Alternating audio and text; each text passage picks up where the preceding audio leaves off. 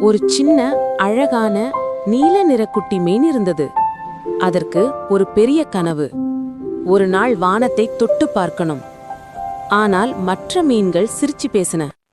ஏய், நாம நீச்சல் அடிக்கிற மீன்க வானத்தை தொட்டா எப்படி? குட்டி மீன் சிரிச்சது. முயற்சி பண்ணலாமே. அதுதான் முடிவு. அது தினமும் கொஞ்சம் மேலே மேலே நீந்த ஆரம்பிச்சது. அலைகள் பலவேசு தள்ளியது. சில நேரம் அடியில் விழுந்தது.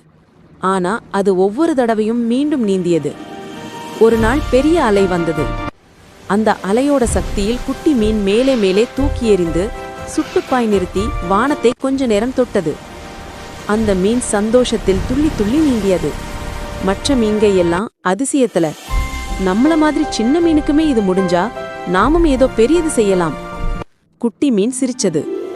வாழ்க்கை என்ன சொல்றதுன்னா, நீ சின்னவனா இருந்தாலும் கனவு பெரிதா இருக்கலாம்.